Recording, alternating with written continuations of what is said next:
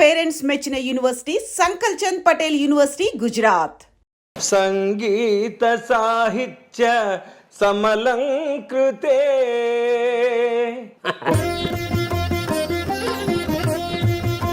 స్వాగతం. కానీ ఒక విషయం చెప్దాం అనుకుంటున్నా, సారు అలాంటివి వద్దురా, బాబాయ్ అని పిలుస్తా, అలాగే పిలువ, ఎందుకంటే చాలా ఆర్టిఫిషియల్గా అనిపిస్తుంది. అలా అయితే ఎందుకంటే లేకపోతే ఆ బీసుకుపోయి ఏదో ఇంటర్వ్యూ గుండెలో రాయబట్టి అదే అదే గంగ కరుణాంతరంగ దివి నుండి దిగి వచ్చెను పాపము కడు గంగ రంగని పాదాల కింద పుట్టిన ఆ గంగ లింగని తల మీది కెట్లు పారే విచిత్రంగా. ఈ ఐశ్వర్యం బులాలు భూములు కొంపలు అది కావు. వాళ్ళకి లభించినంత ప్రాచుర్యం కానీ వాళ్ళకి లభించినంత హీరో వర్షిప్ ఇంకో రైటర్కి ఉన్నదంటే ఏదో కట్టగట్టుకుని కావాలని ఇక్కడ పుట్టినట్టే అలా అలా పుట్టారు. అంత మృదువుగా అంత సున్నితంగా ఉండే ఈ ధ్వని నేను వాయిస్తుంటే రంపంతో వస్తే పొట్టు రాలుతున్నట్టుండేది. ఆటగదరా శివ ఆటగద కేశవ ఆటగదరా నీకు అమ్మతోడు. అమ్మతోడు అంటే ఏమిటి ఇక్కడ? నాటకం ఏంటి సబ్జెక్టు, ఇది ఎక్కువైపోయింది, ఇది మనమే రాసుకుందాం అని మొదలెట్టా. నాటిగా ఇది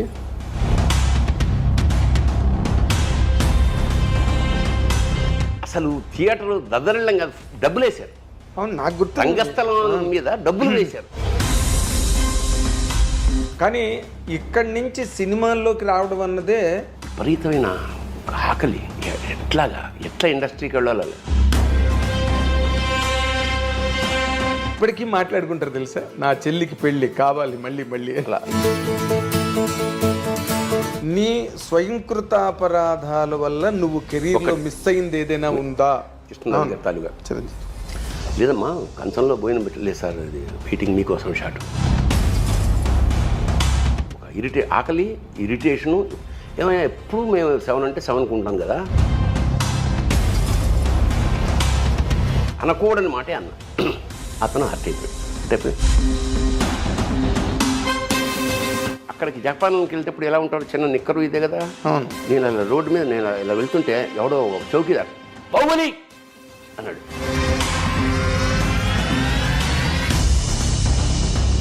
ఒక మహానుభావుడు, ఒక లెజెండ్ ని డైరెక్ట్ చేసావు. షార్ట్ కట్ చెప్పడం మర్చిపోయాడంటే నేను వెళ్ళకూడదు అనుకునేవాడు.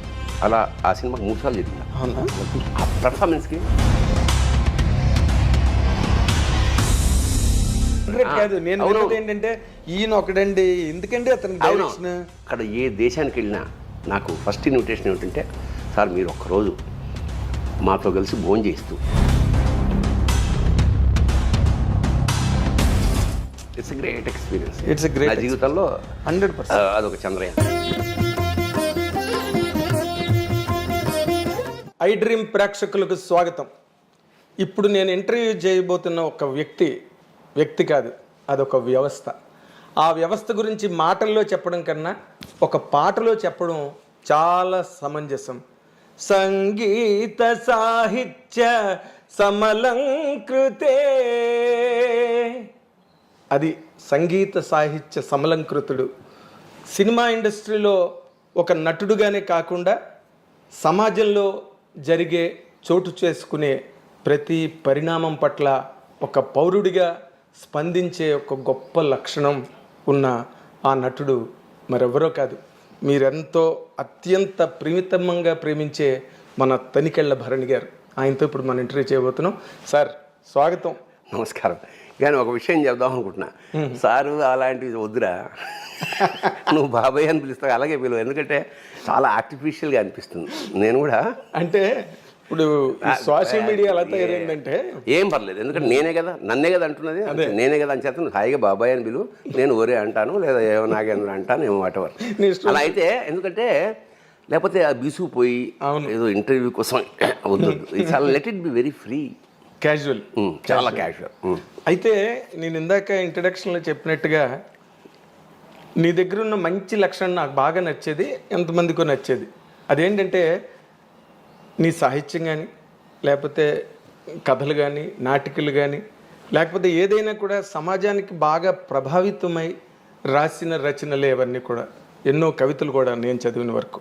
అయితే నేను ఎప్పుడు కూడా అంటే బికాస్ నిన్ను నాకు 1983 కుర్దా రోడ్లో ఒక్కరొక్క నాటికతో నువ్వు వచ్చినప్పుడు మేము నాగులు తిరిగే కోనలో నాటికతో ఎంఆర్ కాలేజీ నుంచి వచ్చాం, విజయనగరం ఎంఆర్ కాలేజీ నుంచి పరిషత్తుకి. అప్పుడు ఫస్ట్ టైం నేను చూడడం, మేము అందరం పులకించిపోయాం ఒక్కరొక్క నాటిక చూసి. డైలాగ్ లేదు కదా అక్కడ, అంటే రెండే వేషాలు. తల్లవజ్జల సుందరం, నువ్వు దాంట్లో పెద్ద నేపథ్యం ఉంది, నేను చెప్తా. సో అప్పటి నుంచి నీ ప్రయాణం, నాకు సినిమా ఇండస్ట్రీలోకి నువ్వు రావడం నాకు తెలుసు. కోడంబాకం బ్రిడ్జ్ దగ్గర కంచుకోవచ్చిన స్క్రిప్ట్ పట్టుకుని నిలబడ్డాం. నేను అడిగాను, సెటిల్ అయ్యావు బాబాయ్ అంటే, సెటిల్మెంట్ ఎవడుకుందిరా, రామజీరావుకి మాత్రం ఉందా సెటిల్మెంట్ అన్న నాతో. అలాగా నీ మలుపు ప్రతిదీ నేను ప్రత్యక్షంగా చూశాను. అండ్ పండించుకున్నావు కెరీర్ని. ఎలాగంటే ఊరికే నటుడుగా 4 వేషాలు వేసుకోవడం, 4 రాళ్ళు వెనక్కి వేసుకోవడం కాకుండా, దాంతోపాటు ఈ సాహిత్యాన్ని కూడా, నీ జీవితాన్ని ఒరుసుకుంటూ ఆ సాహిత్యం కూడా ప్రయాణం చేసింది. నువ్వు రాసిన నాటకాలే కాదు, ఆటగద రాసేవా కానీ, పరికిణి కానీ, నక్షత్ర దర్శనం కానీ, ఇవన్నీ అంటే నీ పేరున ఈ ప్రపంచంలో చిరస్థాయిగా ఉండిపోయే వర్క్స్ అవన్నీ కూడా. అసలు వాటన్నిటికీ బేసిక్ ప్రేరణ, ఎందుకంటే నువ్వు నటుడుగా బిజీగానే ఉన్నావు. బేసిక్గా మాది పండిత కుటుంబం, వంశంలోనే కొంచెం సరస్వతి కటాక్షం ఉంది. ఎందుకంటే మా ప్రపితామహులు జంట కవులు, తిరుపతి వెంకట కవుల్లో ఒకరైన దివాకర్ల తిరుపతి శాస్త్రి గారు మా ప్రపితామహులు. అంచేత కొంచెం ఇంగువ కట్టాం గుడ్డకి, అలా ఉంది. అలాగే నా పైవాడు, మేము 7 అన్నదమ్ములం. నా పైవాడు Suribabu Tanikella, is no more. వాడు అపారమైన మంచి సాహిత్యం, ఇంగ్లీషు తెలుగు సాహిత్యాలు. ఓకే, అంటే ఇంగ్లీష్ ఇలా పుస్తకం పట్టుకుని తెలుగులో ఈ కథని తెలుగులో డబ్బింగ్ చెప్పేసేవాడు అనమాట, తెలుగులో రాసుకునేలా అట్లాంటి వాడు. అలాగే మా అన్న ఎంఎస్కో పాకెట్ బుక్స్ ఆరంభం, మా పెద్దన్నయ్య దానికి మెంబర్. అంటే ఇంట్లో పుస్తకాలు ఉండేవి ఎప్పుడు అలాగా. ఓకే, సో పుస్తకం ఉంటే ఇక చదవడం, అంటే వేరే ఎంటర్టైన్మెంట్ ఏమున్నప్పుడు ఇంకా రేడియో రాలేదు మాకు, నా చిన్నదానికి అప్పుడు ఇంక రేడియోలే ఎరగం. సో చదవడం, మా అన్నదమ్ములందరూ కూర్చుంటే పద్యాలు చెప్పుకోవడం, సాహిత్యం చెప్పుకోవడం, ఇది బేసిక్గా మాలో మొదటి నుంచి ఉంది. భోజనాలు చేసేటప్పుడు ఇంకా మేము, వాడు ఒక పద్యం చెప్తే మేము ఒక పద్యం చెప్పి, అట్లా ఆ సాంప్రదాయం మాకు చాలా ఎంజాయ్, బ్రహ్మానందం అనేవాడు. రే ఎప్పుడైనా మీ అన్నదమ్ములు ఏదైనా పెళ్ళి ఇళ్ళాలి అంటున్నప్పుడు నన్ను బెలవరా బాబు, మీ వాళ్ళ మధ్య కూర్చుంటేనే ఒక భువన విజయంలా ఉంటుంది. That is true. అంత ఎంజాయ్ చేసేవాళ్ళం, సాహిత్యాన్ని ఎంజాయ్ చేసేవాళ్ళం మేము. అదే. సో అప్పుడు నా మధ్యతరగతి తనంలో అవి లేవు ఇవి లేవు అన్నింటినీ సాహిత్యం కప్పేసింది, మాకు తెలీదు. అదే, ఈ ఎంజాయ్మెంట్లోనే, ఈ అనుభూతిలోనే ఉండడం. ఏం కదా దానిలో ఇప్పుడు సాహిత్యం ఒక పద్యం చదువుతున్నాం అంటే అది కంటతా పడుతుంటే, ఇప్పుడు మేము పరబ్రహ్మశాస్త్రి గారు నాకు మాస్టర్, ఆయన నాకు లెక్కలు వీకు కానీ తెలుగు చాలా ఆసక్తిగా చెప్పాడు. అప్పుడు ఫస్ట్ టైం అటజనికాంచ భూమి సురుడంబ, అప్పుడు కంఠతా పట్టిన ఆ సాహిత్యం, ఆ భిక్ష, అది ఆ కంఠతా పట్టడం అనేది నాకు సరదా. నేను పూత మెరంగులను మొత్తం తెలుగు సాహిత్యంలో అత్యంత 27 అవన్నీ అది కంఠతా పట్టాను. కవిత కూడా కంటపెట్టాను. నా దాదాపు కాళహస్తీశ్వర శతకం మొత్తం కంఠతా పెట్టాను. కాళహస్తీశ్వర శతకం అలాగా మొత్తానికి అలా ప్రారంభమై ఇంట్లో ఉన్న సాహిత్యం అలా ఇంటర్మీడియట్ నుంచి అక్కడ కాంపిటీషన్, నాటకాల కాంపిటీషన్ జరుగుతోంది. అప్పటి వరకు నాకు నాటకాలు, హరికథలు ఇష్టం. హరికథ ఎందుకంటే నాకు హరికథ అంటే చాలా ఇష్టము, చాలా గౌరవం కూడా. ఎందుకు గౌరవం అంటే, ఒక వ్యక్తి అక్కడ కథ మొదలెట్టాక అది భారతమోనో రామాయణమోను, రామాయణం అనుకుందాం, ఆడే రాముడు, ఆయనే సీత, ఆయనే లక్ష్మణుడు, ఆయనే ఆంజనేయుడు, ఆయనే వాలి, ఆయనే జటాయు, ఆయనే రావణాసురుడు కూడా ఒకటేగా, వన్ మ్యాన్ షో. పైగా భరతనాట్యంలాగా ఇక్కడ రాముడు వచ్చి అట్లా రాముడు, ఆ ట్రాన్స్ఫర్మేషన్, ఆ కళ్ళల్లో, ఆ ఆటలో, ఆ డాన్స్లో ఒక్క వ్యక్తి విశ్వరూపం ఏమన్నా చూపదలుచుకుంటే హరికథ నాకు తెలిసి. అందుకని నాకు ఆదిభట్ట నారాయణ దాస్ గారి పేరు తలుచుకుంటే అసలు పులకిస్తుందన్నమాట ఒళ్ళు. ఒక్క వ్యక్తి, అబ్బాయి ఎలా రసాప్లావిత కథ చెప్పేస్తున్నాం, మనం వెళ్ళిపోతున్నాం, అన్ని పాత్రలు చూసేస్తున్నాం, సినిమా అయిపోయింది, బాహుబలి చూసేసాం. తర్వాత పాపం మళ్ళీ మామూలు చిన్న హరికథ దక్షిణ ఆ తాపత్రయం. అంచేత నాకు హరికథ అంటే అపారమైన గౌరవం. That made me actor. ఆ నటన కానీ రచన కానీ ఏదైనా సరే దానికి బేస్ మాత్రం హరికథే. అక్కడి నుంచి మెల్లిగా ఇదైతే దాన్ని ఇమిటేట్ చేస్తుండేవాడు. ఇంటికి వచ్చి ఓ బుట్టెట్టేసుకుని ఆ వావిలాకులు ఉండేవి అప్పట్లో మా రైల్వే క్వార్టర్స్లో. ఆ వావిలాకులు దండ వేసుకుని చిన్న లుంగి కట్టుకుని చెమట అని బొగ్గులు వేరడానికి చెమట ఇప్పుడు జనానికి తెలియదు ఇలా అంటే దానితో సౌండ్ వచ్చేది చక్ చక్. అవును. అతను ఏం చెప్పాడో దాన్ని ఇంకోలాగా మరి ఏం చెప్పాడో నాకు గుర్తులేదు. పిల్లలందరినీ పెట్టుకుని నేను హరిదాస్లాగా. సో అట్లా నటన సాహిత్యం అట్లా అబ్బింది నాకు. సరే అక్కడి నుంచి కాలేజీ రాగానే కాంపిటీషన్. అప్పట్లో కాలేజీ నాటకం అంటే జంజాల గారిది లేదా ఆది విష్ణు. కాకపోతే ఇద్దరు దాంట్లోనూ ఆడవేషాలని మాకంత స్తోమత లేదు మా టీంకి. అదే కొంచెం మధ్యతరగతి టీం అది. మిగతా వాళ్ళందరికీ హీరోలు మ్యూజిక్ పెట్టుకునే. సో అప్పుడే మా నాన్న రిటైర్ అయ్యి మేము అద్దె ఇంట్లోంచి వచ్చాము. రైల్వే క్వార్టర్స్ లాంటి అపారమైన విశాలమైన సామ్రాజ్యం నుంచి మధ్యతరగతి దీంట్లోకి వచ్చాం. అద్దెంట్లోకి. అదేంటి నీళ్ళు ఎక్కువ పడుతున్నారు, గోడకు మేకు కొట్టారు, లైట్ అప్పుడే, ఇవన్నీ కొత్తగా మాకు. అది కదా రైల్వే క్వార్టర్లో మీరే రాజులు మహారాజులు. ఇదేంటిది ఇవన్నీ అనుభవాలతో అద్దె కొంప అని నాటికి రాశాను. నేనే డైరెక్షన్, నేనే యాక్టర్. అది సంఘీ కాలేజ్ ఆఫ్ కామర్స్లో బీకాంలో నాటకం వేసేటప్పటికి మాకు ఉత్తమ ప్రదర్శన. సో ఉత్తమ ప్రదర్శన మాకు ఆ నీరాజనం అందరు చప్పట్లేదా ఆకలి కొన్న కళాజీ బచ్చ అంతే. ఇంకా అంతే. అక్కడి నుంచి మనం ఏదో ఇది కాదన్నమాట, మనలో ఇంకోటి ఏదో ఉంది అని ఇంకా వెతుకుతున్నాం. ఇంకా మనం అక్కడికే ఫస్ట్ టైం ఇంకా అందరం ఎవరైతే నాటకం వేసామో అందరం కూర్చుని నవీన కళామందిర్ అని ఒకటి స్టార్ట్ చేసి దీన్ని చీఫ్ గెస్ట్ అవని పిలుద్దాం అంటే ఆ పక్కనే దగ్గరలో రాళ్లపల్లి ఆర్వి నరసింహారావు గారు అని ఉండేవారు. ఆయన మా గురుగారు రాళ్లపల్లి వెంకట నరసింహారావు గారు. ఆయన దగ్గరికి వెళ్ళి రిక్వెస్ట్ చేసి ఇట్లా సరిగ్గా ఆయన పెళ్ళై 16 రోజుల పండగ కూడా అవ్వలేదు. దాదాపు 13 రోజులు 12 రోజులు అయిందంతే. ఆయన ఇంటికి మెట్లు ఎక్కుంటూ ఇలా చాలా పొడుగా మెట్లు ఉండేవాడు. ఒక ఒంటి స్తంభంలా దాంట్లో వెళ్ళాం. ఇంకా అవికి ఇంకా పసుపు తాడు ఇంకా ఆ తిక్కుగా ఉంది. అయ్యా ఇట్లా మేము సమాజం వ్యవహరిస్తాం, మీరు వచ్చి అక్షంతలు ఆశీర్వదించాలి. సరే వచ్చి పరిచయం అయింది. ఏదో మా స్థాయికి బూంది చాయ్ తోటి నాటకం. ఇంకా మేము చిన్న స్కిట్స్ లాంటివి ఇప్పుడు వస్తున్నాయి టీవీల్లో, అలాంటి స్కిట్స్ తయారు చేసి జబర్దస్త్ స్కిట్స్. 8 నంబర్ గల్లీ మా సీతాఫలం మండికి వెళ్ళే దారిలో 8 నంబర్ గల్లీలో మా తొలి ప్రదర్శన జీవితంలో. మా అంతటా మేము రాసుకుని మేము మేకప్ వేసుకుని మేము చేసుకుని వెళ్ళేటప్పటికి అక్కడ వాడు ఎవడైతే ఉంటాడో ఆర్గనైజర్ ఒక ఇంతలావు తెర కట్టేసాడు ముందు. ఇదేంటను అంటే మీరు వేస్తారు కదా,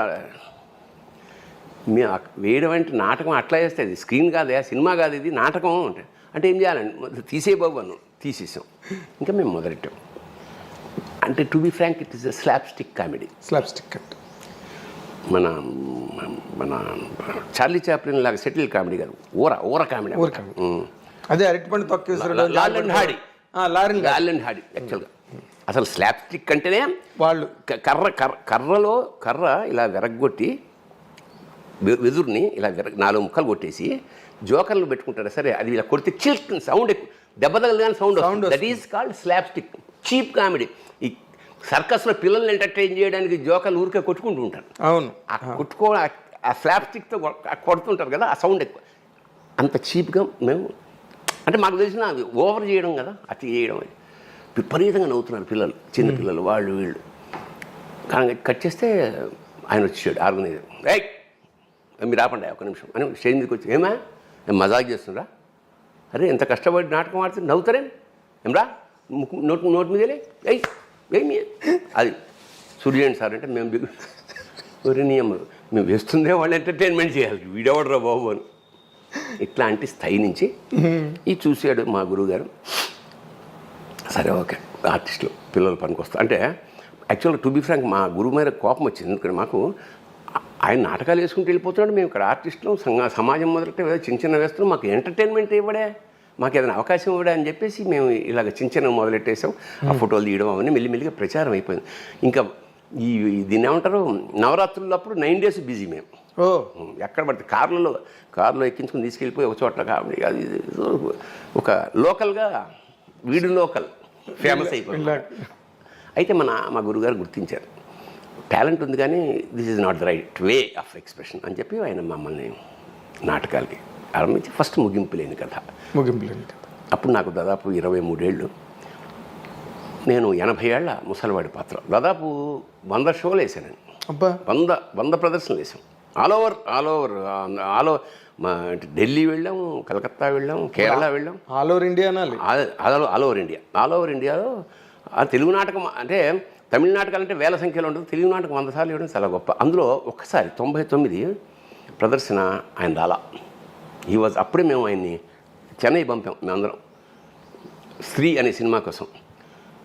నాటకం రైల్వే కళా పరిషత్లో నాటకం. అది దాని పేరు ముగింపు లేని కథ, జీవన్ముతుడు అని కలిసి నాటకం. 2 గంటల నాటకం. 2 గంటల్లో కనీసం గంట సేపు ఆయనే మాట్లాడతాడు. ఇప్పుడు ఆయన ఇంకో 1 వీక్లో రావాలి. అక్కడి నుంచి టెలిగ్రామ్ పంపించాడు, God bless you, all the best, I'm unable to come, షూటింగ్లో ఉన్నానని. మా గుండెలో రాయబడిపోయింది. ఎంట్రీ ఇచ్చేసాం. రైల్వే కళారంగం ప్రెస్టీజియస్. నేనేమో తాత వేషం, మల్లాది విజయలక్ష్మి గారు ఆవిడ భార్య వేషం అన్నమాట, రాళ్ళపల్లి గారు. అందరూ మాట్లాడుకోరే నువ్వేసేరా అంటే మా గురుగారు మంచి సాంప్రదాయం ఏంటంటే ఎవరు రాకపోతే ఆ వేషం పక్క వాళ్ళతో వేయించేవాడు. అట్లా నాకు అన్ని వేషాలు అందరూ అన్ని వేషాలు వేసే స్థితి వచ్చింది. కానీ ఈయన వేషం ఎవరు మాకు పక్క నుంచి చూస్తున్నాం తప్ప ప్రవేశించి వేద్దాం అనేది. అక్కడి నుంచి 7 days రాత్రింబగళ్ళు నిద్రలో కూడా ఇలా అన్నప్పుడు లేచి డైలాగ్ చెప్పే స్థితికి నేను వచ్చానమాట. ఇంకా నాటకం ప్రదర్శన. ఇంకా ఒకసారి గురుగారికి నమస్కారం పెట్టుకుని వేసాం కళ. కట్ చేస్తే అందరూ బాగుంది. అన్ని నాటకం ఉత్తమ ప్రదర్శన వేరే దానికి వెళ్ళిపోయింది. అంటే రాళ్ళపల్లి గారి స్టాండర్డ్ లేదుగా మరి టీంలో. ఉత్తమ నటుడు తనికేళ్ల భరణి ఆయన వేషం నేనేసి తర్వాత అది ఆ కప్పు ఏదైతే ఇచ్చారో తీసుకెళ్ళి ఆయన పాదాల ముందు పెట్టి, సార్ ఇది మా గురుదక్షిణ అండి, ఎంతకన్నా మేము చెప్పాం అట్లా. అయితే ఇప్పుడు చిన్న పాయింట్ ఇందాకలా నువ్వు చెప్తున్న దాంట్లో నాకు హరికథ నీకంత ప్రభావితం చేసి నిన్ను అంత ఇష్టపడే ఆ హరికథ నువ్వు ఇన్ని రాసావు, నాటకాలు రాసావు, కవితలు రాసావు, ఇన్ని రాసావు, ఆటకథ రాసావు. ఒక హరికథ ఎందుకు రాయలేదు బాబాయ్ నువ్వు? అంటే ఒకటి హరికథ రాయడానికి రెండో ఏంటంటే వాడికి నేను అది వేయగలిగిన కెపాసిటీ మనం వేయలేము. సంగీత సాహిత్య సమలంకృతం అంటే హరికథ, ఎందుకంటే వాడు డ్యాన్స్ చేయాలి. ఒకటి కాదు, వాడు సమస్త కళారూపాల సమాహారం. వాడు డ్యాన్స్ రావాలి, చిడతలు కొట్టాలి, కరెక్ట్గా టైంకి ఎక్స్ప్రెషన్స్ ఇవ్వాలి, ఈ సంగీతంతో బ్యాలెన్స్ అవ్వాలి. ఇన్ని ఎవరికి అవుతుంది? అదే అంటున్నా. అంచేత అది అసాధ్యం. పైగా నేను రాశాను, ఎవరు వేస్తారు? నేనే వేయాలి. మనకు అన్ని విజయాలు రావే. హరికథ నువ్వు నటించకపోయినా బట్ నీకున్న ఆ స్వారస్యం అంటారే. నేను అదే నాకు అర్థమైంది. హరికథ రాయడానికి నాటకం ఎందుకు రాస్తాం? ఎవడన్నా వేయాలని. పాట ఎందుకు రాస్తాం? పాట ఎప్పుడు పూర్తవుతుంది? ఎవడన్నా పాడినట్టు. అంతే కదా, రాసి ఉపయోగం ఉంది. అట్లాగా దేన్ని. అయితే నేను హరికథ రాయలేదు, కానీ దాని మీద ఇష్టంతో శృంగార గంగావతరం ఒక గేయ కావ్యం రాశా. అంటే ఆ పట్టు అదే గంగ కరుణాంతరంగ దివి నుండి దిగి వచ్చెను పాపము కడు గంగ రంగని పాదాల కింద పుట్టిన ఆ గంగ లింగని తల మీది కెట్లు పారే విచిత్రంగా. ఇలా గకార ప్రస్తావం మొత్తం శృంగార గంగావతరణ మొత్తం రాసేసాను. ఓకే అట్లాగా అది రాయకపోయినా ఇలాగా. బట్ ఇప్పుడు నువ్వు ఎలాగైతే ఆటకథ రాసేవా, నువ్వు పాడడం వల్ల ఎక్కువ పాపులర్ అయింది. అది రాయడం కన్నా కూడా. అంటే దానికి ఒక నేపథ్యం ఉంది. ఏమిటంటే నేను బేసిక్గా కవిత్వం నాకు చాలా ఇష్టం. నేను ప్రబంధ కావ్యాలు, ఇప్పుడు మా నాన్నగారు చిన్నప్పుడు పెద్ద పండితుడు కాకపోయినా మా ఇంట్లో కుమార సంభవం, మేఘ సందేశం ఇవన్నీ ఉండేవి. మా నాన్న చాలా రాగయుక్తంగా అస్తుత్తర స్వాందిసి దేవతాత్మాం హిమాలయో నామనగాధిరాజ పూర్వాపరౌ వారి నిదీక వాహ్య స్థిత పృథివ్యా ఇవమానదండం ఇలా పాడుతున్నప్పుడు అది మేము చాలా బాగుంది అనిపించి అలాగా ఆ కావ్యం చదివేవాళ్ళు అన్నమాట. కశ్చిత్ కాంత విరహ గురుణా స్వాధికార ప్రమత్వ శాపేనాస్తం గమిత మహిమా వర్షభోగ్యేన భర్తృ యక్షశ్చక్రే జనకతనయ స్నానపుణ్యోదకేషు స్నిగ్ధఛాయా తరుషి వసతిం రామగిర్యాష్. అసలు కాళిదాస్ ఎందుకు గొప్పవాడు అనేది అప్పుడు మాకు చిన్నప్పుడే మేఘ సందేశం అనేది విరహానికి సంబంధించిన అవును కావ్యం. ఆ ఫస్ట్ శ్లోకంలోనే ఏం చెప్పేస్తారంటే అది రామగిరి. ఇక్కడ జనకతనయ స్నానపు ఆ నీళ్ళు ఎలాంటివంటే జనకతనయ అయిన సీత స్నానం చేయడం వల్ల పుణ్య నది జలాలవి. సో సీతకి రాముడికి లింకు పెట్టి ఇది విరహానికి సంబంధించిన కథ అని ఫస్ట్ శ్లోకంలోనే కాళిదాస్ చెప్పేస్తాడు. అట్లా మా జీవితాల్లోకి కాళిదాసు నేను ఎప్పుడూ గర్వించే విషయం ఏంటంటే మన సంపద అదే. ఈ పుస్తకాలే నా సంపద.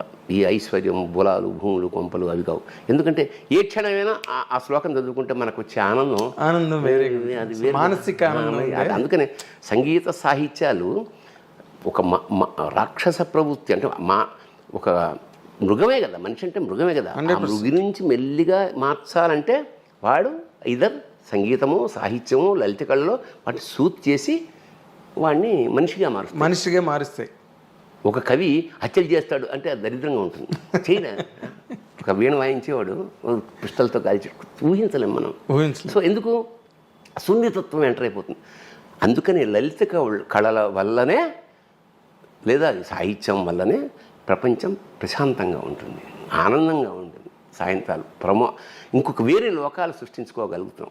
That is the very purpose of music, literature and music.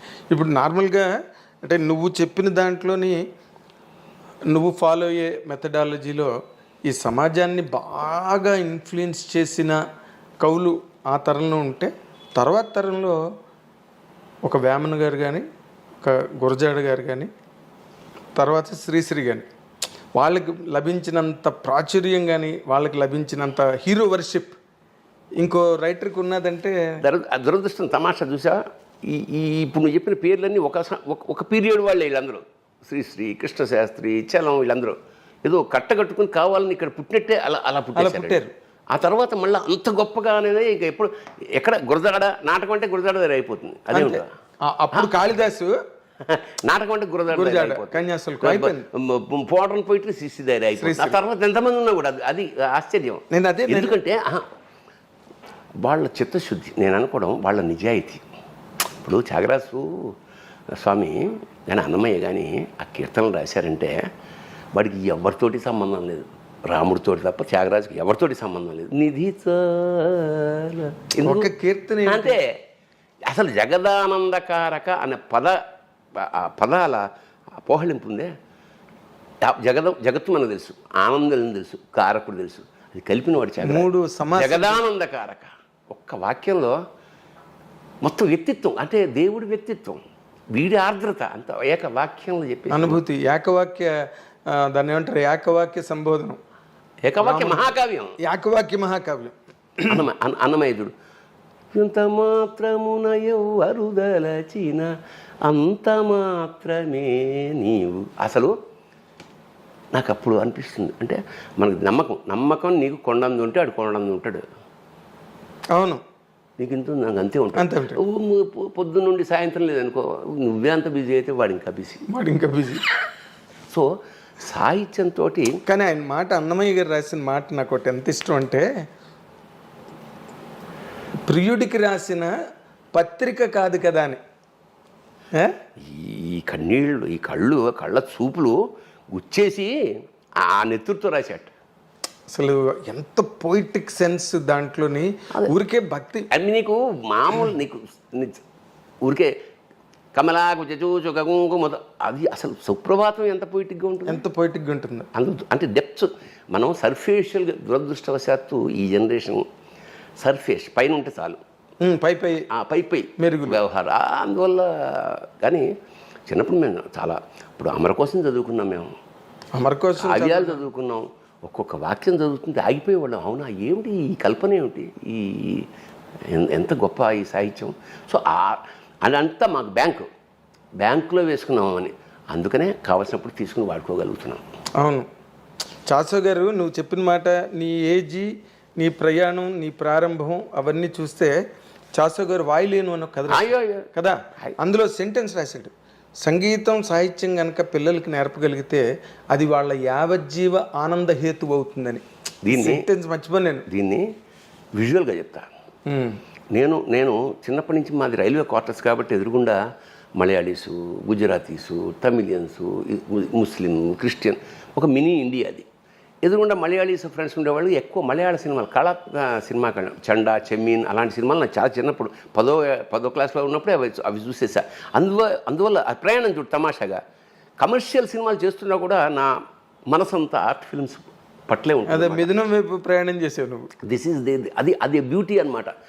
పొయిట్రీని ఆనందించే స్థితి, ఆ కళాత్మకత, అది జీవితంలోకి ఎంటర్ అవ్వడం వల్ల నేను ఎన్నో ఆ మినీ ఇండియాలోంచి నేను ప్రయాణం చేసి వచ్చిన నాకు సాహిత్య పట్ల విపరీతమైన అనమాట. ఇప్పుడు ఎందరో మహానుభావులు, ఎంత గ్రేట్ లిటరేచర్ ఉంది దానిలో, ఎంత గ్రేట్ లిటరేచర్. దానికో రీజన్ ఏమిటంటే, ఇప్పుడు ఈ ఇట్లాగా ఎందరో మహానుభావులు రాయడానికి కారణం ఏమిటంటే, నాకు సంగీతం పట్ల ఇష్టం అంటే మనకెవరికి రాదు. మా ఇంట్లో ఎక్కడ సంగీతం లేదు. సాహిత్యం అయితే ఉంది కానీ సంగీతం లేదు.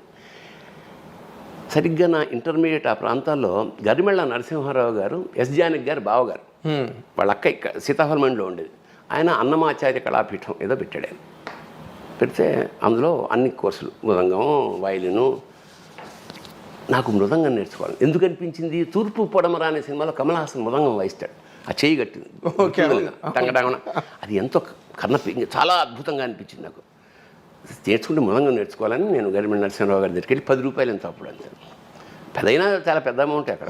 సరే వెళ్ళి ఫండ్, ఇది నేను 70s సంగతి చెప్తున్నా. సరే రా కూర్చోండి, అయిపోయింది. కొట్టాం మళ్ళీగా టక్క ఒక రోజు 2 రోజులు 15 రోజులు నెల ఇంటికి వచ్చి తలుపుల మీద ద్వారబంధాల మీద కొట్టేస్తున్నాడు. మీరు అద్దెకొంపర బాబు అనేది మా అమ్మ. అంతా సజావుగా సాగుతుందన్న క్రమంలో మా గురువుగారు కూర్చోబెట్టి, నరసింహారావు గారు, ఒరే 2 ఏళ్ళు 4 ఇంతే లెక్క, ఇలాగా 2 3 6 మృదంగం లెక్కలు అవి ఇవి ఒకటే అన్నాడు.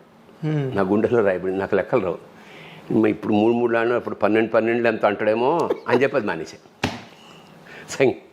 సో మృదంగం అలా ముట్టుకుని మానేశాను. తర్వాత బ్రహ్మానందం గారైనా ఒక ఆయన ఉండేవాడు, మన బ్రహ్మానందం గారు, వైలినిస్ట్, ఆయన దగ్గర కొన్నాళ్ళు వైలిన్ నేర్చుకున్నా.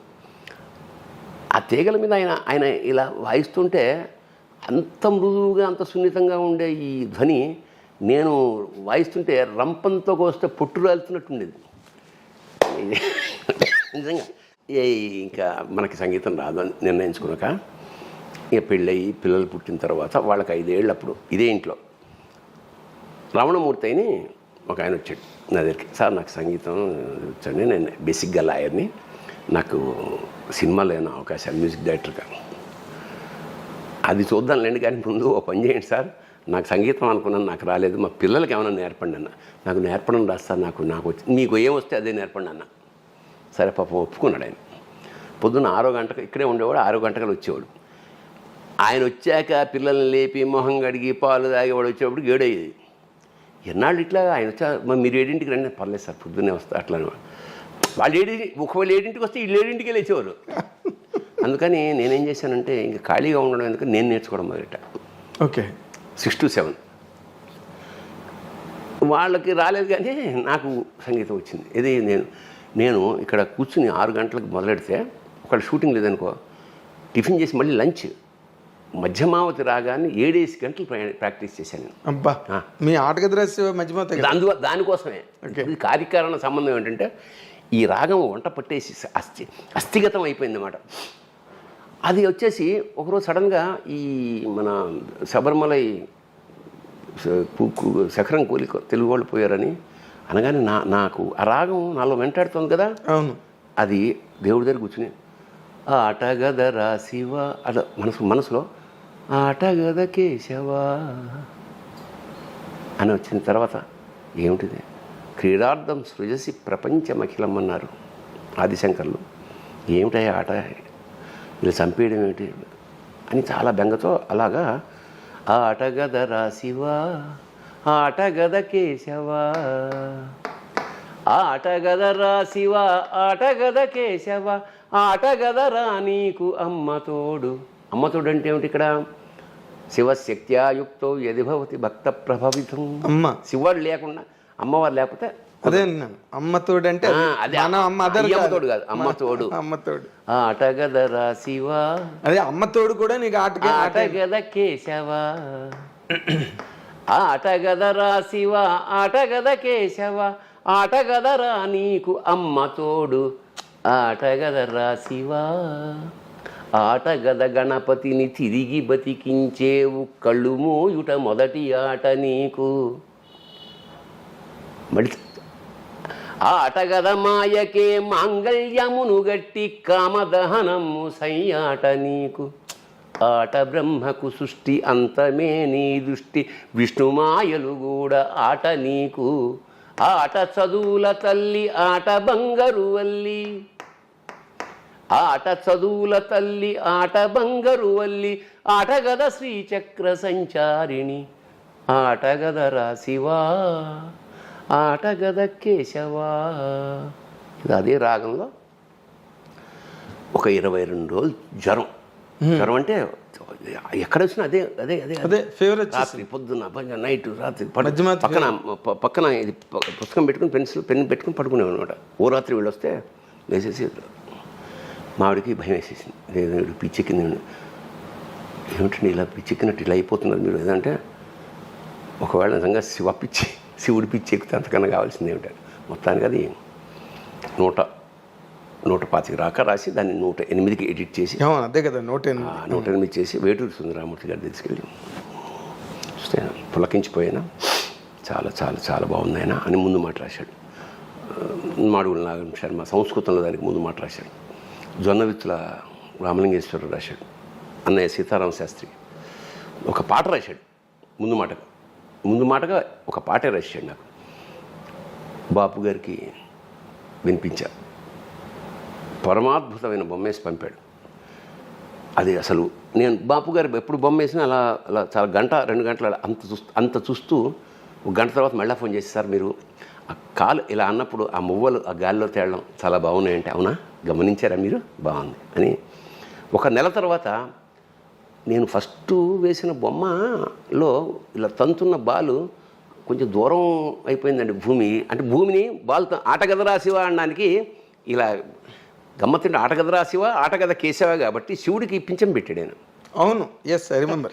పింఛం పెట్టి ఆ కాలుతో ఇలా తన్నినప్పుడు ఆ భూగోళం ఫుట్బాల్లో ఉండే భూగోళం కొంచెం దగ్గరేసి రెండో బొమ్మ పంపాడు నాకు. ఒక బొమ్మ వేయడమే గగనం, అలాంటి రెండో బొమ్మ కూడా వేసి నాకు. సో అక్కడి నుంచి మా వీణాపాణి అదే ఆల్రెడీ ట్యూన్ చేశాడు కదా, దీన్ని చూస్ చేసి లాస్ట్ క్లైమాక్స్ మాత్రం ఆటగదనాలోని ఆత్మలింగేశ్వర నిత్య రుధిరాభిషేకము నీకు. ఆటగదనాలోని ఆత్మలింగేశ్వర నేత్రములే నేతి దీపములు నీకు. ఆటగదనాలోని ఆత్మలింగేశ్వర ఊపిరుల అగరు ధూపములు నీకు. ఆటగదనాలోని ఆత్మలింగేశ్వర 6 చక్రాలే పుష్పాలు నీకు. ఆటగదనాలోని ఆత్మలింగేశ్వర కుండలిని యజ్ఞోపవీత మీకు. ఆటగదనాలోని ఆత్మలింగేశ్వర నాసిరమే నారికేళమ్ము నీకు. ఆటగదరా శివ. రేవతి రాగం. రేవతి అదే అది రావణాసురుడు వేదాల్ని స్వరపరిచినప్పుడు రేవతితోనే స్వరపరిచాడు. మనకు చాలా తక్కువ సినిమాల్లో. అంచేత అదే మొత్తానికి ఫార్మ్ అయిపోయిన తర్వాత ఇంకా మేము ప్రోగ్రామ్స్ మొదలెట్టాం. అతనే మాకు వీణాపాణి గారే హార్మోనియం, అవును, వఠ్యం వేణు మృదంగం, మా డాక్టర్ చేబిఎం శ్రీనివాసరావు తంబూరా. మీరు సాహిత్యంతో మీ ప్రయాణం, సాహిత్యంలో మీ ప్రవేశం ఎలా ప్రభావితం అయ్యారని చెప్పావు బాబాయ్. అసలు నాటక రంగం వైపుకి ప్రయాణం ఎలా జరిగింది, దాన్ని మిమ్మల్ని ప్రభావితం చేసిన పాయింట్స్ ఏంటి? అదే అవసరార్థం అద్దెకొంప రాశాను, అది అయిపోయింది. గురుగారితో నాటకాలు. అవసరార్థం అంటే అద్దెకొంప అని మన కాలేజీలో నాటకాలు రాయమన్నారు. నాటకాల పోటీ కోసం రాశావు. అప్పుడు అయితే జంజాలది లేదా ఆది విష్ణు లేదా అతిల్ కృష్ణ.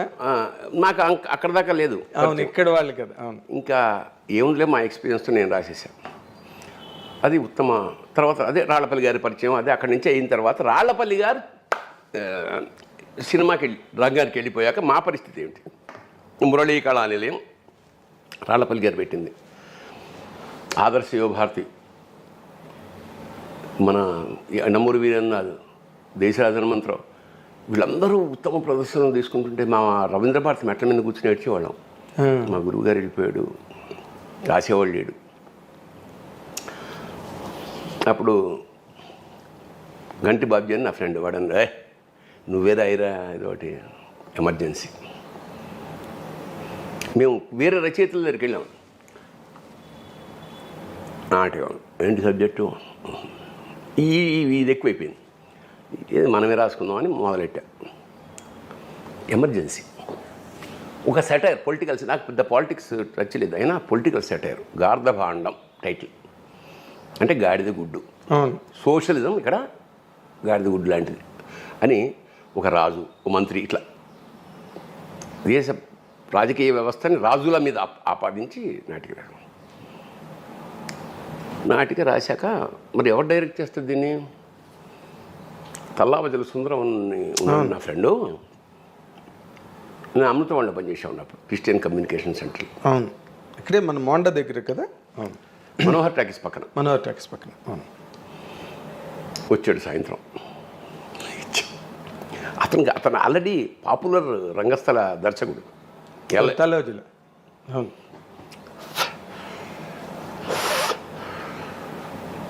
నాటిక ఇది. అవునా? ఏంట్రా బాబు ఇలా, ఇదేంట్రా అంటే 15 పేజీలు లేదు నాటికంటే అది రాయి మళ్ళా. అమ్మా వాడు కూడా ఇదేంట్రా అంటే సరే మొత్తానికి మళ్ళా రిహార్సల్స్. ఒక అందరూ బ్లాక్ డ్రెస్సే, అంటే దాని అన్ని ఇప్పుడు జనరల్గా కలర్స్ ఎలా ఉంటాయి? విలన్కి నలుపు, హీరోకి తెలుపు, విప్లవుడికి ఎరుపు, ఏమేం లేవు. అందరికీ నల్ల డ్రెస్సే డిజైన్ చేసాం. ఎందుకంటే సువర్ణాక్షర లిఖిత గత చరిత్రకి భావి ఉషస్సుకి మధ్య వర్తమానపు అంధకారమే గార్ధభాండం.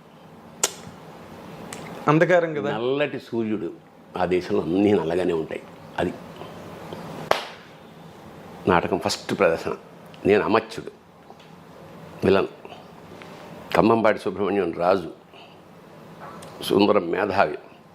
మేకప్ జరుగుతోంది. దేశరాజ హనుమంతరావు మంచి డైరెక్టర్ గారు, మంచి మేకప్ మ్యాన్ కూడా ఆయన. ఓకే. సో మేకప్ వేస్తున్నాడు. మా నాటకం మొదలైంది. అసలు ఓపెనింగ్ షాటే అక్కడ కింద అందరు కూర్చున్నాగా సెటిల్ అవ్వగానే కర్టెన్ ఇలా ఓపెన్ అవుతుంది కదా. ఆల్రెడీ అక్కడ జెండా మంది మయమే, ఒక్క ఏముండవు అక్కడ కూర్చొని జనగణమన అంటే ఆడియన్స్ అందరూ లేచి, సగం మంది లేచి కింద. అసలు అర్థం కాలే వాళ్ళకి. జనగణమనకి లేవాలి, ఇది నాటకంలో జనగణమన, దానికి ఏమైనా ఫంక్షన్ జనగణ, ఏం అర్థం కాదు. ఆడియన్స్ ఇలా లేచి కింద కూర్చుని చేసి మొత్తానికి గొల్లుమని నవ్వుకుని ఆపా జెండా అని. ఎవడరాను, నీది ఒక జాతి, నీకు ఒక జాతీయ జెండా అంటాడు రెండోవాడు. ఈ కన్ఫ్యూషన్. అక్కడి నుంచి అందుకున్న నాటకం మొత్తం గవర్నమెంట్ మీద సెట్ అయ్యారు. పరిగెత్తుకొచ్చాడు ఎవడో, పరిగెత్తుకొచ్చి దేశరాజ హనుమంతరావు, సార్ ఏంటి సార్ వాళ్ళ నాటకం, అది ఎమర్జెన్సీ పీరియడ్, వాళ్ళేమో పొలిటికల్ సెటైర్ వేసేస్తున్నారు, వీళ్ళని జైల్లో పెట్టేస్తారు సార్ అన్నాడు. నేను వెనకాల ఉన్న వింటున్నా. అవునా, మనిషి ఎన్నిసార్లు వస్తాడరా, నాటకం ద్వారా కనుక వీళ్ళని జైల్లో పెడితే అంతకన్నా అదృష్టమే ఉంది ఏం వల్ల అన్నాడు. అసలు మామూలు పేలిపోయిందంత నాటకం, దద్దరిల్లిపోయింది. ఉత్తమ విలన్ నాకు. ఆ రోజు నైట్ ఎక్కడో పార్టీ. ఇక ఆ ఊపుతోటి దాదాపు ఒక ఏడాది పాటు ఎక్కడికెడితే అక్కడ వీరంగం అనమాట. ఉత్తమ ప్రదర్శన. గార్ధభాండం పిచ్చెక్కిపోయింది. గార్ధభాండం హిట్ అయింది. నేను ముగింపు లేని కదా నాటకాన్ని సినిమాగా రాద్దామని, కానీ నిరుద్యోగం నాకు బీకాం చదివాక. నేను చెన్నై వెళ్ళా గురువుగారింటికి.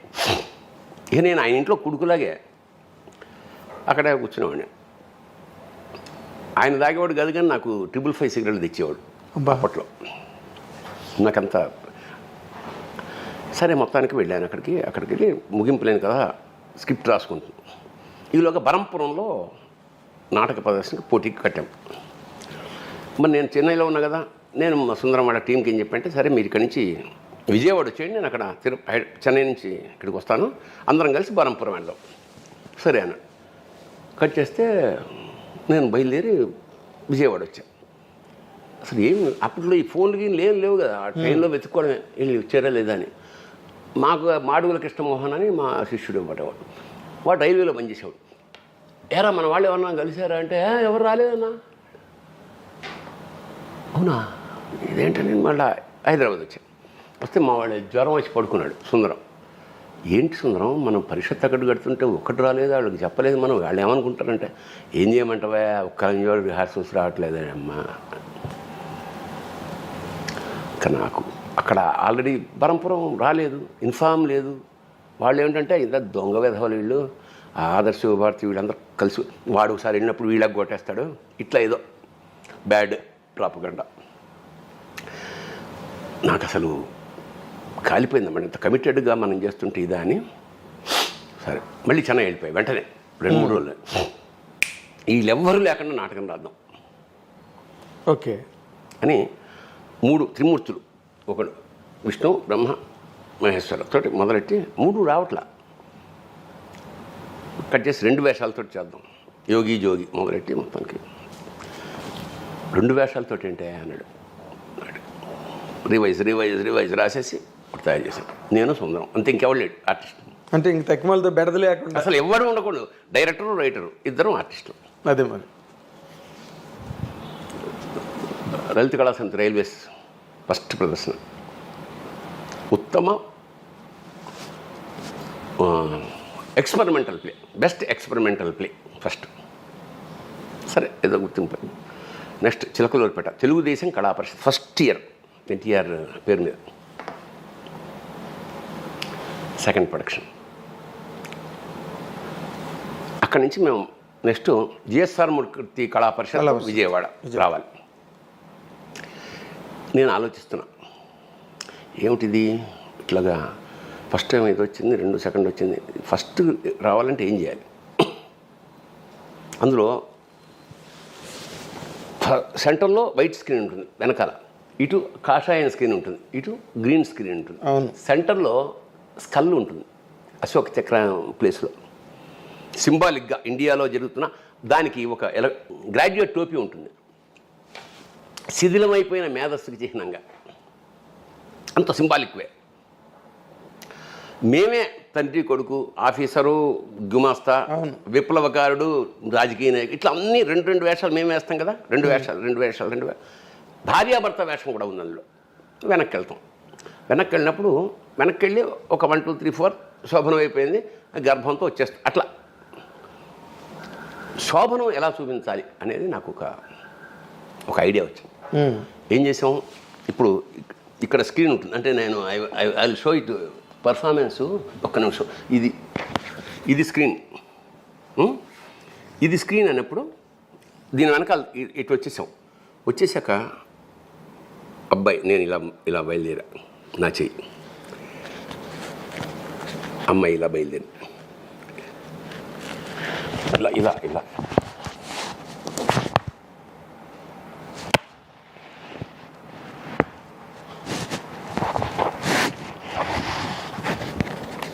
రెండు చేతులతోటి శృంగారం డిజైన్ చేసి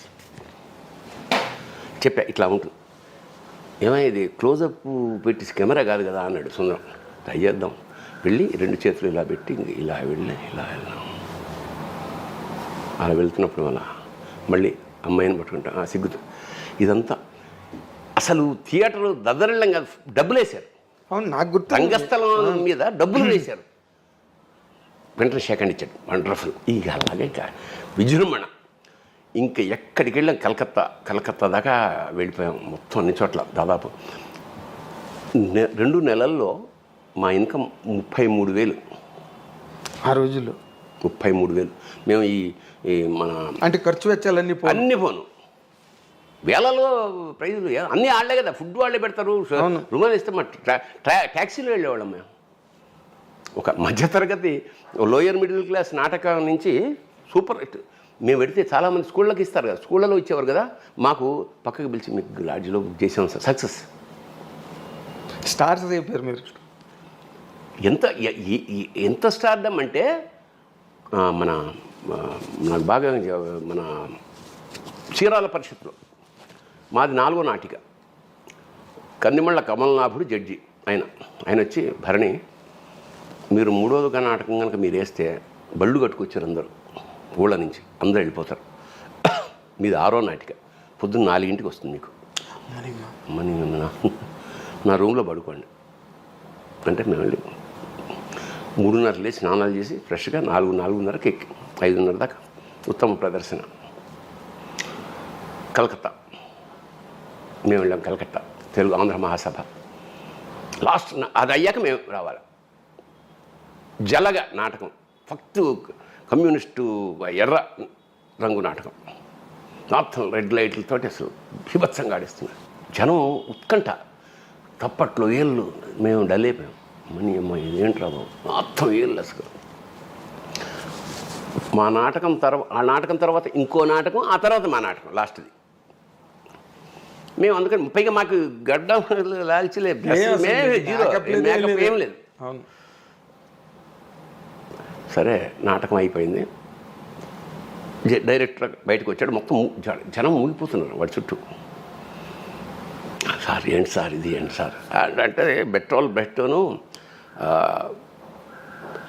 జాయబ్ సేన అని నృత్యరత్నావళిని మిక్స్ చేశాను అని అంటున్నాడు. అప్పుడు నేను పీజీ డిప్లొమా చదువుతున్నాను. మాకు తెలుసు ఏమిటో బెట్రాల్ బట్ ఎవరో, ఎలినేషన్ థియరీ ఏమిటో. నృత్యరత్నావళి కాదు, నృత్యరత్నావళి జాయబ్ సేన అని, ఎగ్జాక్ట్లీ అది మాకు తెలుసు. ఎప్పుడైతే నృత్యరత్నావళి అన్నానో దొరికాడు మాకు. వీడికి అంత హాఫ్ నాలెడ్జ్గా వీడు. సర్లే చూద్దాం, కట్ చేస్తే ఆ నాటకం. తర్వాత వేరే నాటకం మేము ప్రిపేర్ అయ్యి రెడీ అంటే వెళ్ళిపోయాం. మాకల్లా ఈ చేపలు పట్టుకునే వైర్ ఉంటుంది, అది స్కల్కి కట్టాలి ట్రాన్స్పరెంట్గా, అదొక్కటే కట్టడం. వైట్ కాషాయం ఆ గొడ్డలు చుట్టేసి పెట్టేసాం. అవును, ఆడా. ఉత్తమ ప్రదర్శన కుక్కరొకో, ఉత్తమ ద్వితీయ ప్రదర్శన జలగ, ఉత్తమ నటుడు కుక్కరొకో, ఉత్తమ దర్శకుడు కుక్కరొకో, ఉత్తమ రచన కుక్కరొకో, ఉత్తమ సహాయ నటుడు కుక్కరొకో. ఇంత వెండి కప్పు అసలు పిచ్చెక్కిపోయింది. అయిపోయింది. వచ్చి మాకు ఈ లాడ్జిలాగా ఇస్తారు కదా స్కూల్స్ ఏవో, స్కూల్లో కూర్చుని ఎంజాయ్ చేస్తున్నాం. ఇక్కడ వాడు సిగరెట్ కాలుస్తున్నాడు సుందరం. ప్రెస్ అయిపోయింది. మాట్లాడుతుంటే ఈ డైరెక్టర్ దూరంగా అటు పెడుతున్నాడు అన్నమాట. వీడు సముడు ఒక్క నిమిషం అన్నాడు. అప్పుడు ముందంతా మమ్మల్ని చాలా ట్రైన్ నా కొడుకులు అన్నట్టు చూశాడు కదా. వాడు ఆ రావడాన్ని నేను అబ్స్ట్రాక్ట్గా ఊహించుకుంటే ముక్కలుగా తెగిపోయి వచ్చి ఇక్కడికి వచ్చాడనమాట. ఎస్ బ్రదర్ అగ్గిపెట్టి ఉందా అని అడిగాడు. లేదు నాకు అలవాట్లేదు సార్. నేను వద్దు సుందు వద్దు ఏమనక అంటున్నాను నేను. వాడు ఏమనలే, అగ్గిపెట్టి ఉందా అన్నాడు. మళ్ళీ ముక్కలన్నీ అతుక్కుంటూ వాడు వెళ్ళిపోయాడు. అట్లా ఒక సంచలనం. ఇక ఇక్కడికి రాగానే మా వాళ్ళందరూ ఏడుపు. మీరే వెళ్తున్నారు, మీరే కొడుతున్నారు, మరి ఏం చేయండిరా మీరేమో పరిస్థితి లేదు. నేను ఈసారి 11 మందిని పెట్టి గోగ్రహణం, హిమబిందు. ఇంకా అక్కడ చిన్న విషయం. ఇంకా ఎక్కడికి వెళ్ళినా అసలు రేంజ్ వేరే. చెన్నమల్లేశ్వర అమలాపురం పరిషత్. ఇప్పుడు అది కూడా ఎప్పుడు సెకండ్ ప్రైజే వస్తుంది. 4-5 ప్రదర్శనలు వేసిన. భోజనం చేస్తున్నాను, అందులో డైలాగ్ అంటే అమ్మ మమ్మల్ని క్షమించు. చివరికి ఆ అమ్మాయి హింస పెడుతుంటే ఆ గోగ్రహణం అనే పేరు ఏమిటంటే ఒక స్త్రీ యొక్క మొత్తం పరిణామక్రమం.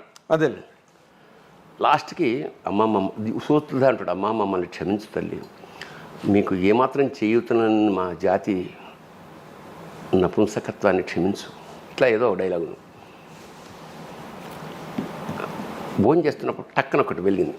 ఇప్పుడు దాకా క్షమించు అంటున్నాం కదా, క్షమించకు అంటే ఎట్లా ఉంటుంది అని ఎర్ర శాలువ తీసి గో మీద వేసి, అమ్మ మమ్మల్ని క్షమించకు, నీకేమాత్రం చేయూతనివ్వలేని మా జాతి నపుంసకత్వాన్ని క్షమించు అని ముందు ఉండేది, క్షమించకు అనగానే అసలు అయ్యగిరి నందిని అది చింపేస్తా. ఉత్తమ ప్రదర్శన, ఉత్తమ నటి అది హిమబిందు. ఎందుకంటే అప్పటికి వైజాగ్ విజయలక్ష్మి నాటకాల వరకు సావిత్రి. అవును, రైనింగ్ సుప్రీం ఒకటే.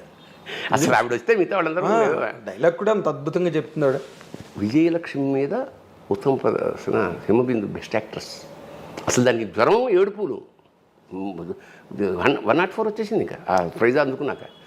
అంటే అసలు చంద్రయాన్ అంతే. అదే ఆ రంగంలో ఉన్న వాళ్ళకి ఆ వాల్యూ తెలుస్తుంది. విజయలక్ష్మి మీద కొట్టేశారు అనేటప్పటికి ఇది అవుట్. అట్లా అట్లా ఒక ఒక ఒక సామ్రాజ్యం. ఎక్స్పెరిమెంటల్ థియేటర్లో మీరు ఆ రోజున పేపర్లోనే మీ గురించి రాస్తున్నారు. ఇప్పుడు అంటే ఇప్పుడులాగా మనకి టెలివిజన్ మీడియా గట్టా ఆ రోజు లేవు కాబట్టి సరిపోయింది. కానీ ఇక్కడి నుంచి సినిమాల్లోకి రావడం అన్నదే బేసిక్గా. నేను రాసిన చలిచలవరం కామెడీ నాటకం చూసి ఓ ప్రొడ్యూసర్ దామరాజు హనుమంతరావు గారు నన్ను కంచుగా వచ్చిన సినిమాకి తీసుకెళ్ళాడు. ఆ టైంలోనే మనం కోడంబంగ బ్రిడ్జ్ దగ్గర ఒకసారి కలిసాం. సరే, ఇంత చేస్తే కంచుగా వచ్చామంటే ఎంటర్ ద డ్రాగన్. ఈ ఎంటర్ ద డైలాగ్ ఇలా ఉంటాయి సార్, కొట్టుకోవడమే కదా అన్న. లేదని సంవత్సరం అది నాకు పైగా నచ్చలా. హిపోక్రసీ ఈ మాటలు దండం పెడతాను వచ్చేసా. అవును, ఇక్కడ మీరు యథేచ్ఛగా స్వేచ్ఛా ప్రపంచంలో మీకు కావాల్సింది మీరు రాసుకుని, పైగా ఇక్కడేం కోట్లు పట్ల 5,000 అందులో 3 కొట్టాడు. ఇంకెందుకు అక్కడ వచ్చేసా. మళ్ళా నేను పట్నం పిల్ల పల్లెటూరు చిన్నవాడు మౌళి గారి సినిమా మళ్ళీ వెళ్ళా. మళ్ళా వచ్చేసా. మళ్ళీ వెళ్ళినప్పుడు వంశీ గారిని పరిచయం చేశాడు రాళ్ళపల్లి గారు. అక్కడ ఎట్లా అంటే ఆయన ఇక్కడ ప్రసాద్ ల్యాబ్ వాళ్ళ ఇంటి పక్కన శాలిగ్రామంలో ఉంటే మా ప్రసాద్ ల్యాబ్కి వెళ్ళి ఇలా కిటికీ ఓపెన్ చేస్తే చిన్న మూవీయోలా అని ఉండేవి కదా అప్పట్లో. అవును, గోపమ్మ చేతిలో గోరు ముద్ద వస్తుంది చూసాం. బయటకు వచ్చి టీ తాగుతూ మా శిష్యుడు వంశీ రైటర్ అలాగా అని మాట్లాడాక, ఏమంటే నెక్స్ట్ సినిమాకి నేను దీనికి నెక్స్ట్ సినిమా ఒకటి అనుకుంటున్నా, అందులో కొన్ని సీన్లు మీరు రాసి అని కథ చెప్పాడు. ఇట్లా ఉంటుంది, కామెడీగా రాయాలి మీరు, నేను ఇక్కడే ఉంటాను 1 వీక్ వరకు, మీరు ఎప్పుడైనా రావచ్చు అని చెప్పి పంపించాడు. మనకి విపరీతమైన ఆకలి. ఎట్లా ఇండస్ట్రీకి వెళ్ళాలి, ఊరికి ఆషామాషిగా రాలేదు కదా. మనకి ఇంకేం రావిదే. అంతే, పొద్దున 11 గంటలకు వెళ్ళిన నేను సాయంత్రం కల్లా 7 సీన్లు రాసి తీసుకొచ్చేసాడు. ఆయన టైంకి బయటకు వచ్చే టైంకి నేను రెడీగా ఉన్నాను. ఏమన్నా డౌట్స్ అన్నాడు. లేదు సార్ రాసేసారా అప్పుడే అయితే విపరీతంగా నవ్వాడు. నాకు దొరికేశాడు రైటర్, నెక్స్ట్ సినిమా మీరే అన్నాడు. అది లేడీస్ టైలర్. ఇంకా వెనక్కి చూసుకోలేదు. లేడీస్ టైలర్ తర్వాత మళ్ళీ మీ ట్రావెల్ వంశీ కనకమహాలక్ష్మి రికార్డింగ్. కనకమహాలక్ష్మి అదే అని ఒక 6 సినిమాలు. లాయర్ సుహాసిని. అవును, అంటే మీరు లింగబాబు లవ్ స్టోరీ అదే మన స్రవంతి రవికిషోర్. అవును, ఇప్పుడు మన చెట్టుకింద ప్లేటర్లో పాత సామాన్లు కొంటాం. కరెక్ట్. ఆయన వంశీ మీరు లేడీస్ టైలర్ మళ్ళీ తీయాలనుకున్నారు ఏదో అప్పుడు విన్నాం కదా. ఫ్యాషన్ డిజైనర్ అనుకున్నాం. అది అయిపోలేదు. స్క్రిప్ట్ అయితే రాశాను కానీ అది వర్కౌట్ అవ్వాల. ఓకే, అక్కడి నుంచి నాకు పినిశెట్టి రవిరాజా, కోనసీమ కుర్రాడు, శివ మేజర్ బ్రేక్ త్రూ ఏమో మీకు కదా. నాకు లేడీస్ టైలర్ తోటే బిజీ అయిపోయాను. ఇది నీకు ఒక స్థాయి పెంచేసింది సినిమా. అదే లేడీస్ టైలర్ స్థాయి పెంచేసింది. శివతో మీరు బాగా బిజీ అయ్యారా? రెమ్యునరేషన్లు పెరిగినాయా? బాగుంది. శివతో ఒక ప్రత్యేకమైన గుర్తు వచ్చింది. యమలీల సినిమాతోటి ఇంకా కట్ చేస్తే 26 సినిమాలు చేసావు ఏడాదిలో. అబ్బా, అంటే మానవాతీతం అనుకో. పొద్దున్న సాయంత్రం నిద్రపోతే చాలనుకునేవాడు. అలాంటి స్థితి యమలీల కృష్ణారెడ్డి గారి. ఇంకా పరమ దుర్మార్గమైన పేరు ఈవి సత్యనారాయణ గారిది, కృష్ణారెడ్డి బ్రహ్మాండమైన వేషాలు మాట అక్కడ ఇక్కడ. అసలు ఐ ఎంజాయిడ్ ద క్యారెక్టరైజేషన్స్ విపరీతంగా. యమలీల ఓ ఏడాది పాటు ఊపేసింది. డిసైడ్ చేస్తా, అవును నాకు బిల్లి చెల్లి దానికి గల్లీలో అలా ప్రవాహం. దాన్ని ఇప్పటికీ మాట్లాడుకుంటారు తెలుసా, నా చెల్లికి పెళ్ళి కావాలి మళ్ళీ అలా. అక్కడి నుంచి అందరు బివి వినాయక్, పూరి జగన్నాథ్, అందరు డైరెక్టర్స్తో వచ్చేసి రాఘవేంద్రరావు గారు నాకు చాలా పరమాత్మీయమైన ఆయన నారి నడం మురారితో అతిలోక సుందర్ జగదేకుడు అతిలోక సుందర్తో ప్రారంభమైన మా ప్రయాణం ఇవాళ వరకు కొనసాగుతుంది. రాఘవేంద్ర గారు చాలా ఆత్మీయ, చాలా గౌరవం, చాలా ఇష్టం, చాలా ప్రేమ. అవును, మీ ఇద్దరు అలాగా మా అమ్మ అది చాలా ఇష్టం ఆయనకి. సో అలా బేసిక్గా మీరు ఈ సినిమా కెరీర్లోకి వచ్చిన తర్వాత అంటే నార్మల్గా ఏ మనిషికైనా ఒక విజయ తీరాలకు చేరుకున్న తర్వాత వెనక్కి గనక తిరిగి చూస్తే అందులో కొన్ని చేదు అనుభవాలు, కొన్ని మధుర అనుభూతులు, ఇవన్నీ కామన్ కదా.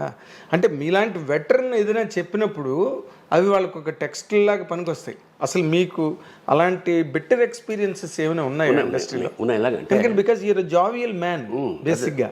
ఎలా ఉంటుందంటే సక్సెస్, ఫెయిల్యూరు, సక్సెస్ నుంచి కొంచెం తగ్గినా ఆ పక్కకు తోసేసే నేచర్ ఉంది ఇండస్ట్రీకి. అవును, 10 సినిమాలు సక్సెస్ అయినంత మాత్రాన 11వది అలాగే ఉండాలని లేదు. అవును. మన క్రాంతి కుమార్ గారు నాకు బాగా ఆత్మీయ అప్పట్లో. సరే, మొత్తానికి పరిచయం అయింది, నాతో ట్రావెల్ చేశాడు. శారదాంబ సినిమాకి నేను రైటర్ని, ఆల్మోస్ట్ కో డైరెక్టర్ని కూడా. అయితే ఆ సినిమా శారద గారు చాలా మంచి వేషం, నాది బేబీరావు అని పరమ కిరాతకమైన వేషం. అది అంతా ఇంత కదా. అంటే ఫస్ట్ ఇంట్రడక్షనే ఓ స్టూడెంట్ నేను, ఫస్ట్ షాట్ నాదేం చేశా అంటే అమ్మాయిలు ముందు కూర్చుంటే ఓ అమ్మాయి జడ కత్తిరిస్తా అని బేబీరావు. అసలు ఊహించనంత క్రూరుడు పాత్ర అది. అలాగా క్రాంతి కుమార్ది అయిపోయింది. చాలాసార్లు ట్రావెల్ చేసాం, అయిపోయింది. నేనేవో సినిమాలు రాసుకుంటున్నా, ఆయన తీయట్లేదు. సడన్గా ఓ సినిమా అనౌన్స్ చేశాడు. అనౌన్స్ చేసి కథ అంతా డిస్కస్ చేశాడు నాతోటే. నాది మెయిన్ విలన్. ఆ తర్వాత 2-3 నెలలు గ్యాప్ వచ్చింది. నేను హైదరాబాద్కి వచ్చా, అన్నపూర్ణ స్టూడియోలో ఓపెనింగ్. నేను మామూలుగా కంపెనీ కారు రాలేదు, నా ఫ్రెండ్ కారు అలా వచ్చాను అనుకున్నాను. అంటే ఉత్సాహం, అందరూ ఇంట్రడక్షన్ ఇక్కడ హైదరాబాద్, అప్పటికి చెన్నైలోనే ఉన్నా కదా. అవును. ఇంకా వచ్చి దిగి వెళ్తుంటే కేఎస్ రామారావు గారు కలిశారు. ఎండు భాని గారు, సార్ ఇది ఓపెనింగ్ క్రాంతి గారిదండి, నేను మెయిన్ విలన్ సార్. అవునా, ఒక్క నిమిషం రండి, నాకు తెలిసి మీరు కాదు సార్, ఎవరు వేరే నాట విలన్. అవునా, ఇంకా నేను అక్కడికి వెళ్ళాలా వద్దా నాకు అర్థమైపోయింది. అక్కడ నెక్స్ట్ ప్రెస్ మీట్ ఉంటుంది కదా, అవును, అది ఎట్లా అవాయిడ్ చేయాలి. వెళ్ళి క్రాంతి గారిని కూడా కలవకుండా నమస్కారం పెట్టుకోవచ్చు. ఇక అది సినిమా ఏమైనా నాకు తెలియదు. అదే ఇది బిట్టర్ ఎక్స్పీరియన్స్. అద్భుతమైన సువర్ణావకాశం ఇలా ఇలా తింటుండగా వెళ్ళిపోయినది ఏమిటంటే, ఇక్కడ దయామేయుడు అని మన విజయచంద్ర సినిమాలో నేను పాత్ర చేస్తున్నాను. అప్పటికి అక్కడి నుంచి ఇక్కడికి వచ్చా వేషం వేయడానికి. మహర్షి నా శిష్యుడు జనార్దన్ మహర్షి. ఈ ఫోన్లు కదా, రాత్రి మామూలు ఈ ఫోన్లు కదా, హోటల్ రూమ్కి వచ్చాకే ఫోన్. అక్కడ గవర్నమెంట్ ఇంట్లో ఉండేవాడు నేను. Phone, land phone. Sir Maniratnam గారి కారు బండి పంపించారు సార్, మిమ్మల్ని రమ్మని.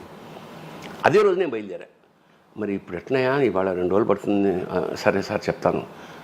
మళ్ళా 3 సార్ మళ్ళా ఫోన్ చేశారు సార్. అంటే ఇంకా 3వ రోజు మళ్ళా ఫోన్ చేశారు సార్. ఏం చేస్తామే మరి, మనం ఫోన్ చేసి మాట్లాడుతూ అంత సీన్ లేదు కదా మనకి. మణిరత్నం గారితో సార్ నేను వస్తానని చెప్పలేను కదా.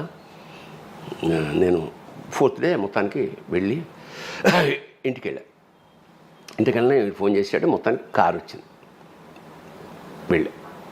మణిరత్నం గారు నాకు అప్పటికే పరిచయం, ఎందుకంటే సుహాసిని గారితో చాలా సినిమాలు చేశా. సుహాసిని గారి ఇంట్లో మణిరత్నం గారి ఆఫీసు అసలు చెన్నైలో, అది మా ఆఫీసు.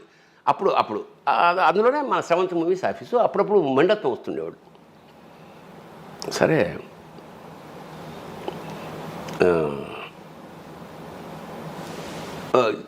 వచ్చింది కదా, ఆఫీస్కి పిలిచారు. వెళ్ళాను. సార్ అంతా కథ చెప్పాడు.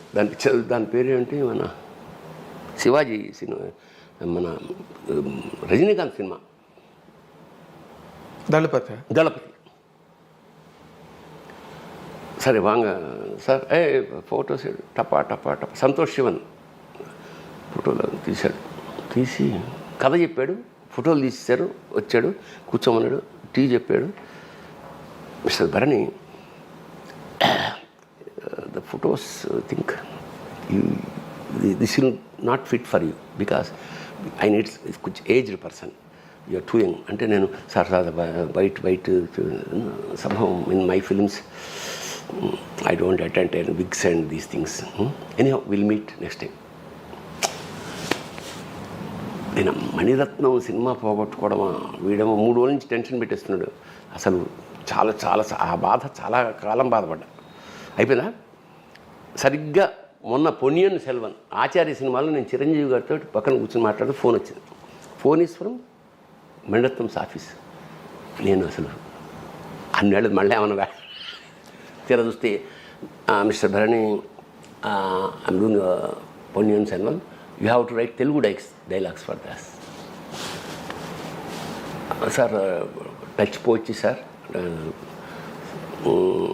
Shall I write 4-5 scenes and send you? ఎన్నా సార్ ఎన్నా పేసురుంగే, ఏంటది వచ్చేయండి అన్నాడు. కట్ చేస్తే వెళ్ళా. 2 రోజుల తర్వాత నేను జనార్దన్ మహర్షి, మా శిష్యుడు శివ సినిమా చూపించారు ఆఫీస్లోనే. స్క్రిప్ట్ ఇచ్చారు, రాయమన్నాడు. ఎందుకు నన్ను పెట్టుకున్నా అంటే అది మరీ మోడర్న్ భాష ఉండకూడదు, మరీ ప్రాచీన వయా మీడియాగా ఉండాలి. సో మొత్తానికి ఒక నెల కష్టపడి 2 versions రాసి జయరామ్కి నేనే డబ్బింగ్ చెప్పి అట్లా. అంటే ఆ పోగొట్టుకున్న ఏదైతే సంపద అనుకున్నానో అప్పుడు వేషం పోయింది. అది ఎవరు వేశారు అనుకుంటున్నా, అమృష్పూర్ వేసాడు ఆ వేషం. అబ్బా, హీ సూటబుల్ దానికి. సినిమా చూసినప్పుడు అది కరెక్ట్ అనిపిస్తుంది. అంటే క్యాలిక్యులేషన్.